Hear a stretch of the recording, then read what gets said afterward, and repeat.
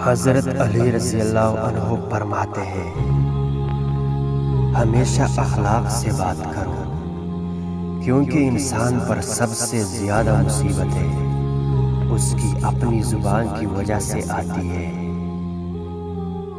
اپنوں کو ہمیشہ اپنے ہونے کا احساس دلاؤ، ورنہ وقت آپ کے اپنوں کو آپ کے بغیر جینا سکھا دے گا۔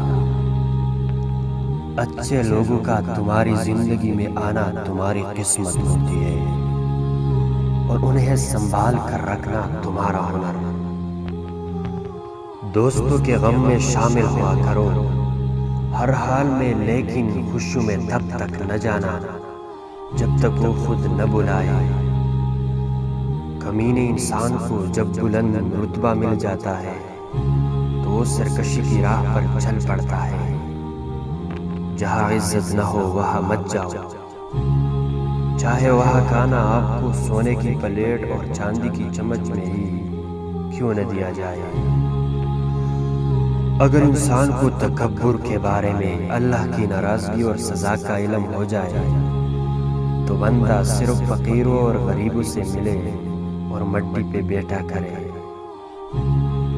اگر کوئی تم کو اپنی ضرورت کے وقت یاد کرتا ہے تو پریشان مت ہونا، بلکہ فخر کرنا کہ اس کو اندھیروں میں روشنی کی ضرورت ہے اور وہ تم ہو۔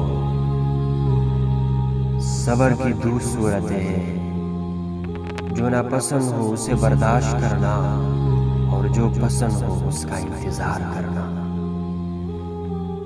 فتنہ و فساد میں اس طرح رہو جس طرح اونٹ کا وہ بچہ جس نے ابھی اپنی عمر کے 2 سال ختم کیے ہو، کہ نہ تو اس کے پیٹ پر سواری کی جا سکتی ہے اور نہ اس کے تنوں سے دودھ دوہا جا سکتا ہے۔ یہ انسان تعجب کے قابل ہے کہ وہ چربی سے دیکھتا ہے اور گوشت کے لوتھڑے سے بولتا ہے اور ہڈی سے سنتا ہے اور ایک سوراخ سے سانس لیتا ہے۔ جو شخص تمہاری نگاہوں سے تمہاری ضرورت کو سمجھ نہیں سکتا، اس سے کچھ مانگ کر خود کو شرمندہ نہ کرو۔ اپنے دن کا آغاز صدقہ دینے سے شروع کرو، اس دن تمہاری کوئی دعا رد نہیں جائے گی، اور اچھی بات بتانا بھی صدقہ ہے۔ لوگوں کے غلام مت بنو جب تمہیں اللہ نے آزاد پیدا کیا ہے۔ خوش قسمت ہے وہ انسان جس کے لیے کوئی روئے، اور بدقسمت ہے وہ شخص جس کی وجہ سے کوئی روئے۔ انسان کی اچھی نیت پر وہ انعام ملتا ہے جو اچھے اعمال پر بھی نہیں ملتا، کیونکہ نیت میں دکھاوا نہیں ہوتا۔ اگر لوگوں کو عزت دینا اور معاف کرنا تمہاری کمزوری ہے تو تم دنیا کے سب سے زیادہ طاقتور انسان ہو۔